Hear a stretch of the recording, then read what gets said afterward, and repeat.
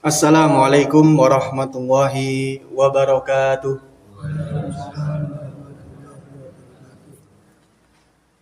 Innal hamdalillah nahmaduhu wa nasta'inuhu wa nastaghfiruh wa na'udzu billahi min shururi anfusina wa min sayyiati a'malina. Man yahdihillahu fala mudhillalah wa man yudlil fala hadiyalah. Asyhadu an la ilaha illallah wahdahu la syarikalah wa asyhadu anna Muhammadan abduhu wa rasuluh. Allahumma salli wa sallim wa barik ala nabiyyina Muhammadin wa ala alihi wa ashabihi ajma'in.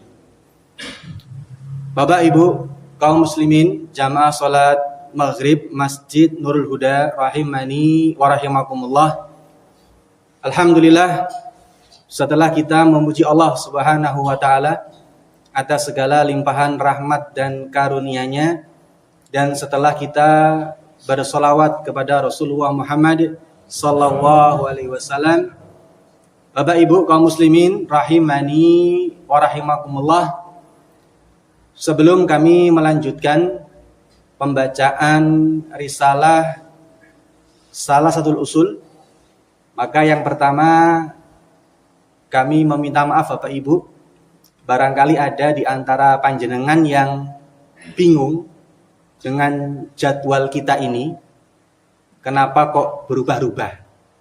Jadi Bapak Ibu, sebenarnya jadwal kita pembacaan risalah ini itu adalah setiap Rabu malam Kamis. Aslinya setiap Rabu malam Kamis.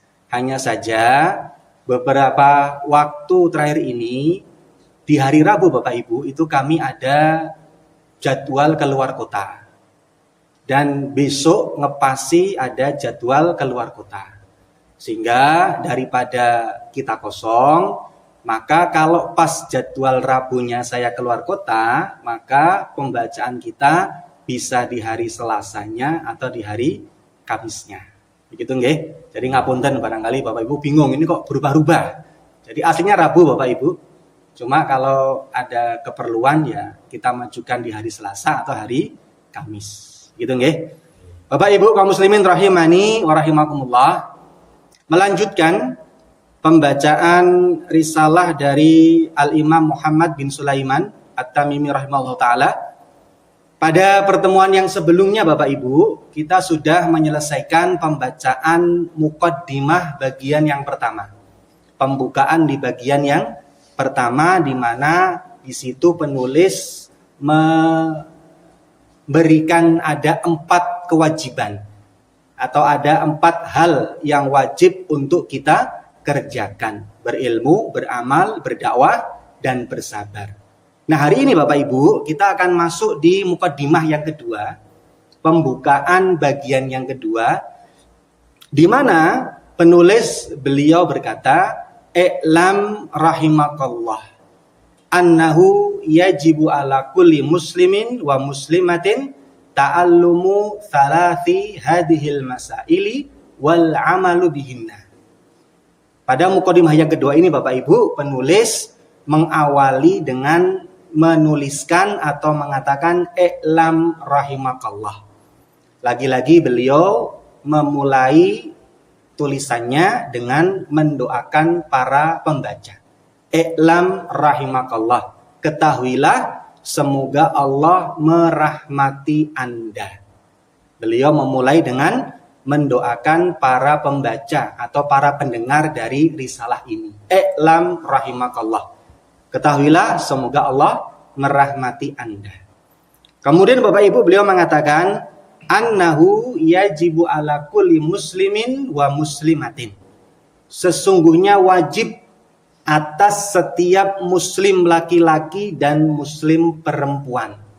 Beliau membawakan ada beberapa hal yang nanti wajib untuk dikerjakan muslim laki-laki dan muslim perempuan.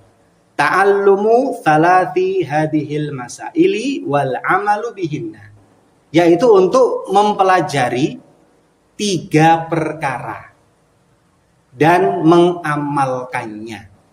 Jadi Bapak Ibu, pada muqaddimah yang kedua ini penulis menegaskan ada 3 perkara yang wajib bagi muslim laki-laki dan muslim perempuan untuk mempelajarinya dan mengamalkannya. Sehingga Bapak Ibu, di antara perbedaan mukadimah kedua ini dengan mukadimah yang pertama kemarin, kalau yang pertama kemarin ada 4 perkara yang wajib kita pelajari. Nah, di mukadimah yang kedua ini Bapak Ibu, perkara yang wajib kita pelajari ada 3. Jadi jumlahnya berkurang. Dari yang tadinya 4, sekarang 3 perkara. Nah, insya Allah pada pertemuan malam ini kita akan masuk di perkara yang pertama. Beliau mengatakan al-ula, perkara yang pertama adalah annallaha khalaqana wa razaqana wa lam yatrukna hamalan bal arsala ilaina rasulan faman ata'ahu daholal jannata wa man asahu daholan naro. Ini perkara yang pertama. Beliau mengatakan al-ula, perkara yang pertama yang wajib bagi kita muslim laki-laki dan perempuan untuk mempelajari dan mengamalkannya. Annallaha khalaqana wa razaqana. Penulis beliau mengatakan bahwasanya Allah lah yang menciptakan kita dan memberikan kita rizki. Ini poin yang pertama Bapak Ibu. Ketahuilah bahwasanya Allah lah yang menciptakan kita dan memberikan kita rizki. Sehingga ketika kita ditanya, siapa yang menciptakan kita? Allah. Tidak cukup sampai di sini Bapak Ibu. Allah tidak hanya menciptakan kita, tapi Allah juga memberikan kita rizki. Jadi Allah ciptakan kita dan Allah berikan kita rizkinya. Di antara penjelasannya adalah dalam hadis sahabat yang mulia Abdullah bin Mas'ud, ketika Rasulullah menceritakan proses penciptaan kita manusia di perut ibu kita. Beliau mengatakan, inna ahadakum yujma'u khalquhu fi batni ummihi arba'ina yawman nutfatan thumma yakunu alaqatan mithla dalik thumma yakunu mudghatan mithla dalik thumma yursalu ilaihil malaku fayanfuhu fihi ruha wa yu'maru bi arba'i kalimatin bikat birizkihi wa ajalihi wa amalihi wa syakiyun aw sa'idun. Bapak Ibu, dalam hadis Abdullah bin Mas'ud, Rasulullah menceritakan proses penciptaan kita oleh Allah di perut ibu kita. Beliau mengatakan, inna ahadakum, sesungguhnya setiap dari kalian, setiap dari kita, yujma'u khalquhu fi batni ummihi, dikumpulkan penciptaannya oleh Allah di perut ibu-ibu kita dalam waktu 40 hari sebagai nutfah. Jadi manusia itu Bapak Ibu, penciptaannya oleh Allah di dalam perut ibu kita itu selama 40 hari yang pertama sebagai nutfah atau setetes air. Karena memang kita ini berasal dari air mani bapak kita. Di perut ibu kita 40 hari sebagai berupa air. Kemudian 40 hari berikutnya sebagai alaqah, sebagai atau berupa segumpal darah. Dari setetes air 40 hari, setelah itu 40 hari kemudian menjadi segumpal darah. Kemudian 40 hari yang berikutnya sebagai mudghah, segumpal daging. Dari air 40 hari sebagai alaqah, segumpal darah, kemudian 40 hari lagi sebagai mudghah, segumpal daging. Kemudian tsumma yursalu ilaihil malaku. Setelah itu Bapak Ibu, Allah mengutus malaikat. Untuk apa? Fayanfuhu fihi ruha. Untuk meniupkan ruh. Jadi ruh itu ditiupkan di dalam bayi setelah 40 hari yang ketiga berupa mudghah. Setelah berubah menjadi segumpal daging. Datang malaikat meniupkan ruh. Sehingga mulai hidup ini bayinya. Kemudian setelah itu wa yu'maru bi arba'i kalimatin. Kemudian ditetapkan 4 perkara. Ditiupkan ruh dan ditetapkan 4 perkara oleh Allah Ta'ala. Apa itu? Bikat birizkihi wa ajalihi wa amalihi wa syakiyun aw sa'idun. Ditetapkan 4 perkara. Yang pertama adalah rizkinya. Jadi Bapak Ibu, bayi 40 hari yang ketiga ditiupkan ruh, kemudian ditetapkan rizkinya. Rizki jabang bayi ini selama dia hidup nanti sekian. Kemudian yang kedua ditetapkan ajalnya, umurnya. Oh, umurnya 60 tahun. Oh, yang ini 70 tahun. Oh, yang ini cuma 40 hari. Ditetapkan umurnya. Kemudian ditetapkan amalnya, amal perbuatannya. Dan yang keempat, ditetapkan nasibnya. Sa'idun au sakiyun.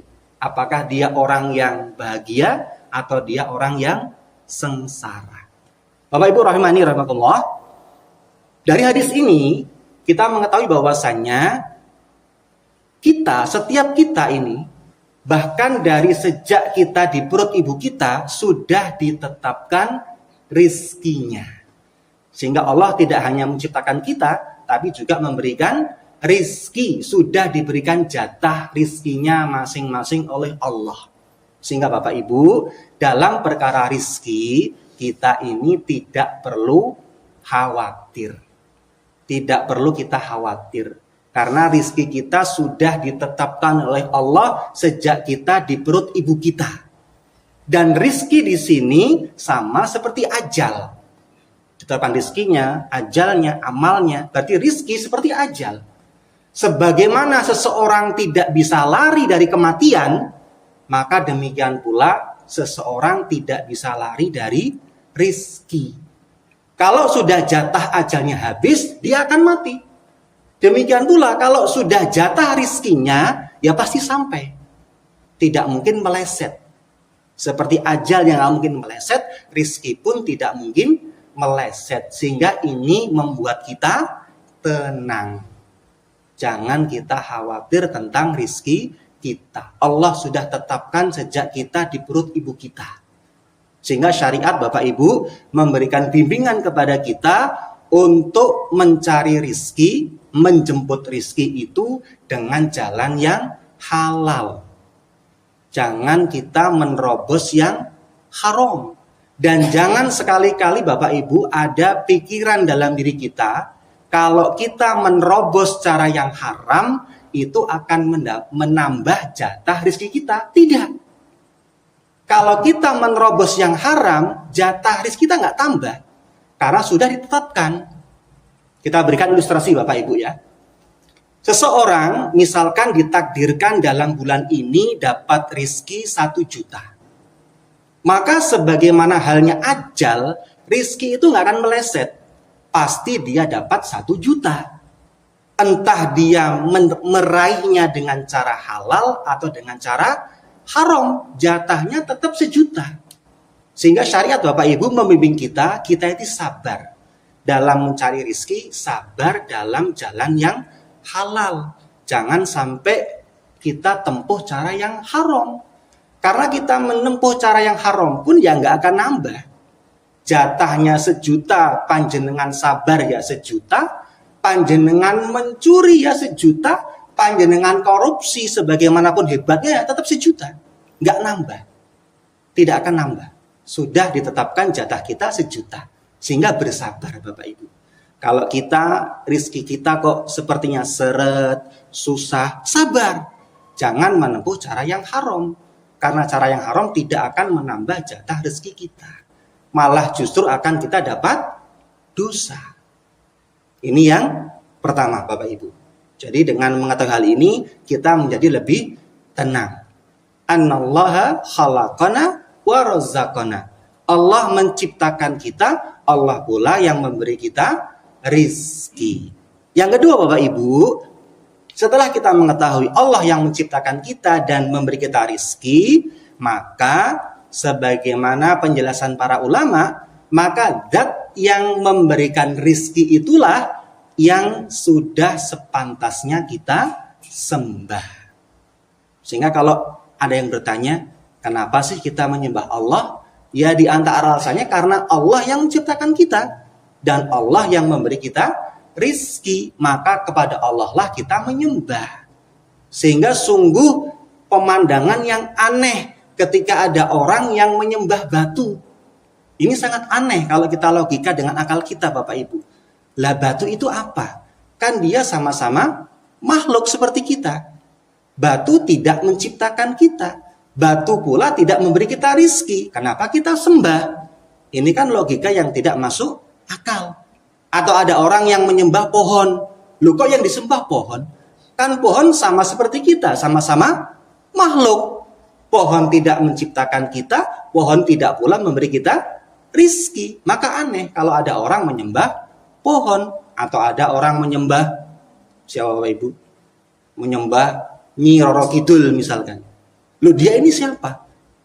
Kalaupun dia jin, maka dia sama seperti kita, makhluk. Tidak menciptakan kita, tidak pula memberi kita rizki. Maka seharusnya dari sini kita tahu bahwasanya ibadah kita, sesembahan kita hanyalah Allah Ta'ala.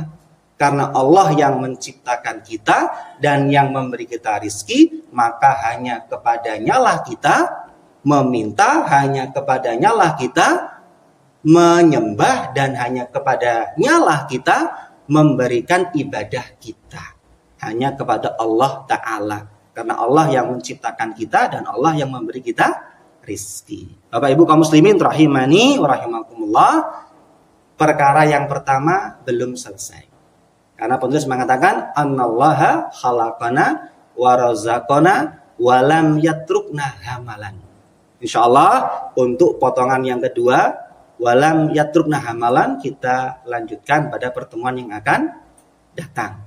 Kesimpulannya Bapak Ibu, pertemuan kita kali ini adalah Allah lah yang menciptakan kita, Allah lah yang memberikan kita rizki, sehingga kita jangan khawatir dengan rizki kita. Sudah dijamin oleh Allah, dan dengan demikian maka kita pun hanya menyembah kepada Allah, tidak menyembah kepada yang lain, karena Allah yang menciptakan kita dan Allah yang memberi kita rizki. Bapak Ibu, barangkali ini yang bisa kami sampaikan. Semoga bermanfaat. Wabillahi taufik. Wassalamualaikum warahmatullahi wabarakatuh.